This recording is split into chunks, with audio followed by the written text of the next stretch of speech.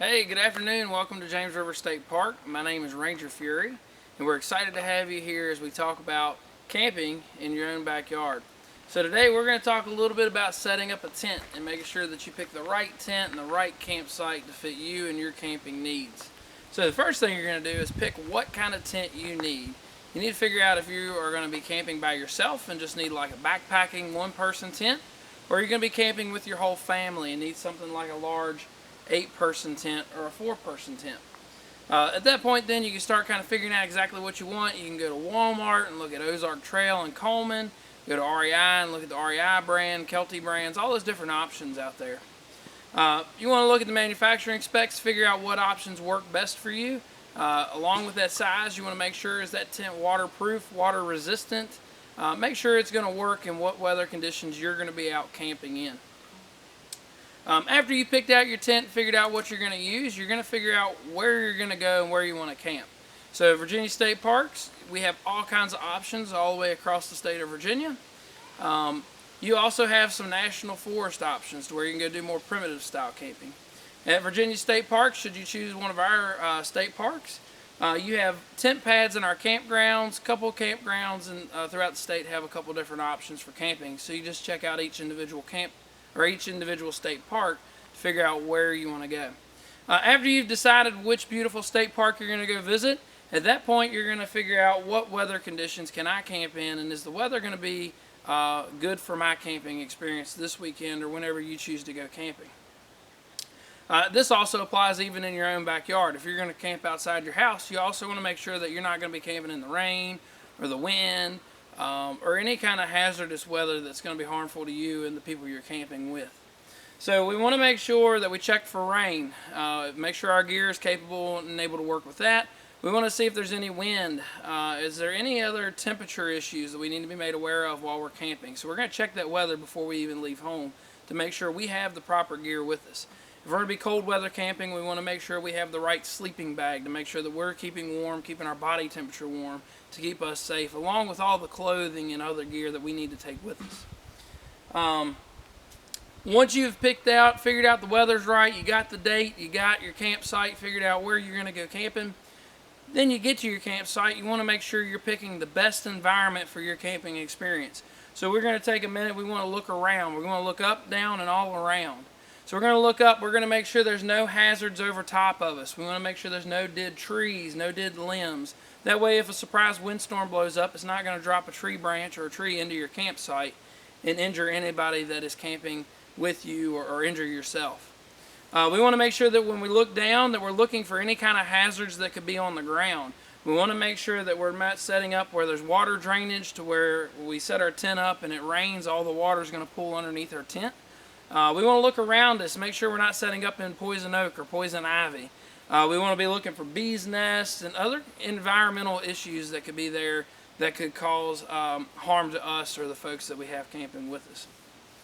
So, with that being said, we're going to grab our tent here. We're going to move over here to our tent pad, and we're going to go ahead and set it up, show you just the basics on how to set up your tent as we're out here camping.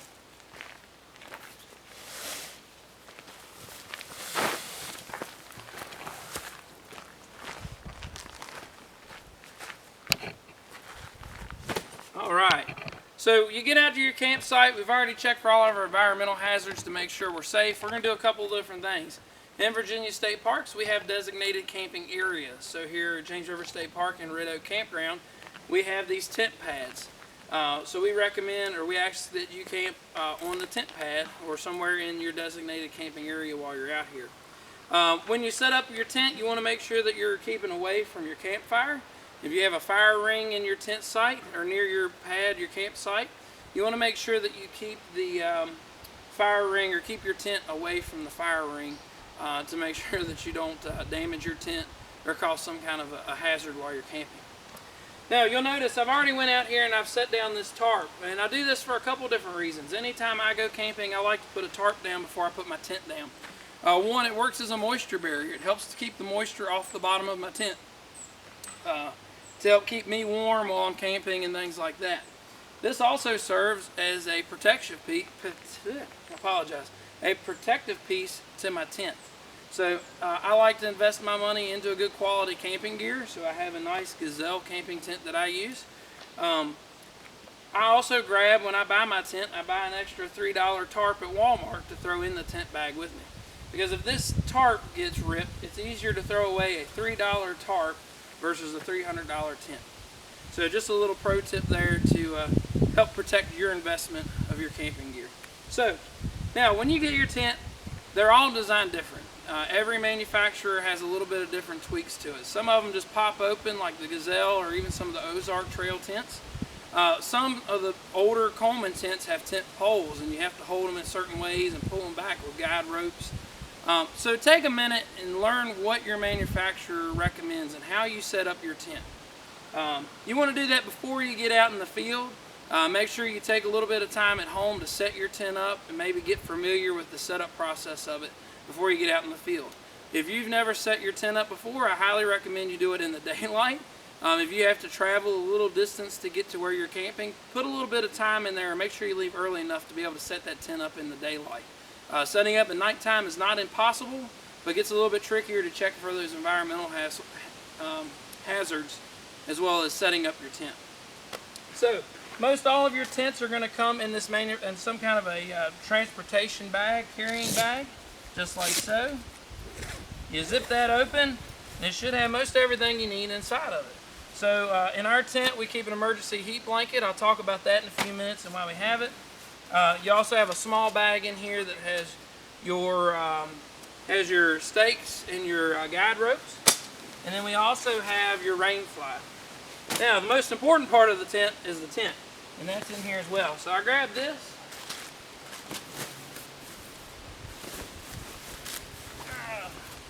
I go to the center of my tarp like so. Take the bag off. We'll just toss the bag to the side and out of the way. There we go. Now this tent's designed with a strap around it to help hold everything together. So we're going to pop that loose like so. And then we just let the tent fall open like that. Go. Now the way the Gazelle's designed, like I was talking about, this one's designed that you just pop it open. So you just reach in, pull it out, and you do that on all four sides. Again, become familiar with your manufacturer's recommendations for setup to make sure that you are setting up the tent the proper way. You want to make sure that you have everything nice and tight. That way if it should happen to rain, you don't get water pooling up in your tent.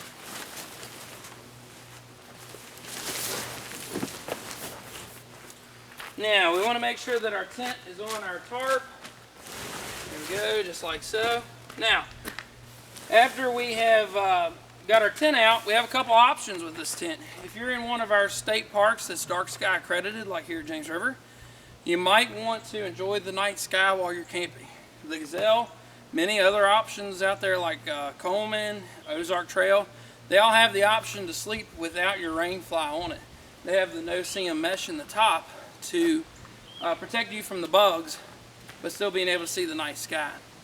But if you think it's going to rain, you're going to have some kind of dew in the middle of the night, you want to make sure you put your rain fly on. So we're going to do that next. We just unroll this.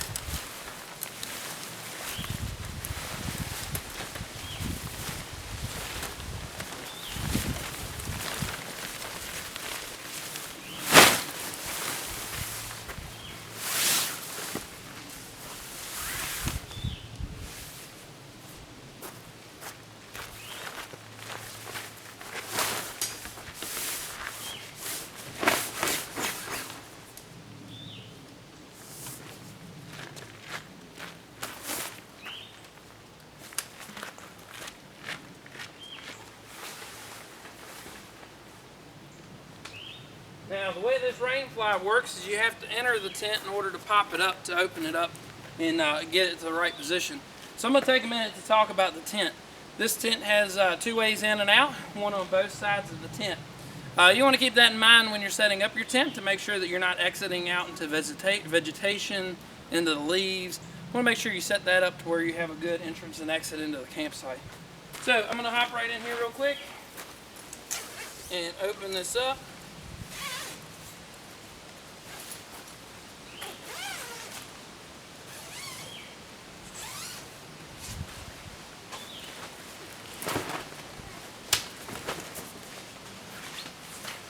And just like that, the rain fly is attached.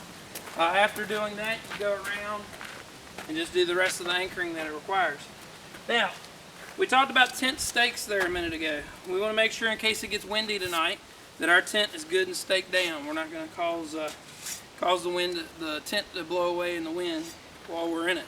So you go around to each one of the corners, however your tent is designed, and set your tent stakes. This is the part where you might need your hammer, your maul, your whatever camping tools you have with you to set that up. Now, if we're out here camping and it's getting windy, we're going to put out our guide ropes. So inside your bag, you're going to have extra stakes. The way Gazelle recommends it is these anchor points like so have to be staked down. So you come out 3 to 4 feet away from the tent, put out a tent stake, and use your guide ropes. So we would anchor here, come out approximately 3 to 4 feet, and set our stake and our guide ropes. So a couple little things to keep in mind. We talked about the weather and making sure that we are camping in the right weather conditions. One thing that I keep in my tent bag is this emergency weather blanket. What this is like an aluminum foil style blanket. And if we're camping in cold weather in our tent, what we'll do is we'll take this with the aluminum foil side facing down and put it in between the rain fly and the tent. And then we'll use some kind of safe source heating option like a buddy heater or whatever safe options we have for camping or heating while we're camping, and allow that to warm the tent, keeping us nice and warm and cozy while we're in there. And as that heater works, it hits this aluminum foil and reflects the heat back down into the tent to help keep us warm. Another little tip, if you're camping somewhere that's got sandy soil or somewhere that you don't want to get dirt or it's muddy and raining, think about taking a floor mat with you, maybe out of your vehicle, or even taking the doormat from the house. Put that at the entrance. That way you can wipe off your boots and everything before you step into your tent. So you've had a good camping trip and all that stuff's going well. The end of the trip has come. We want to break the tent down. It's the same way we set it up. So we just do it in reverse. We pull all of our stakes up, we pull all of our guide ropes up, and then we just break it down. We take the rain fly off, we shake the dew off, and fold the tent up. Now, when you get home, if you camped in the rain or it was wet for whatever reason, make sure you set your tent back up. You want to make sure that you dry your tent off real well before you put it into storage between trips. Some tents are made with a moisture or a mildew resistant material. Some are not. So that is maybe another consideration when you're purchasing your tent, is to make sure you have materials that are going to work for the uses or the conditions that which you camp in. Well, you guys, that's the basics on setting up a tent, picking the right campsite. I really hope you guys enjoyed the video and enjoyed Parks to Kids Day. We look forward to seeing you guys out in the state parks in the coming days. Again, I'm John Fury here at James River State Park, and thank you guys for coming out.